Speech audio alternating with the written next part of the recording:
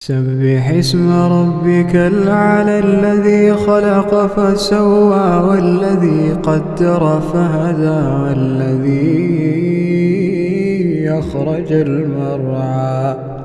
فجعله غثاء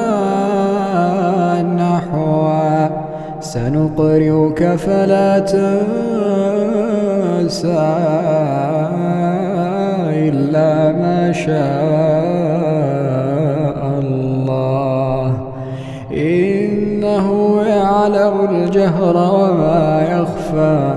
ونيسرك لليسرى فذكر إن نفعت الذكرى سيذكر من يخشى ويتجنبها الأشقى الذي يصلى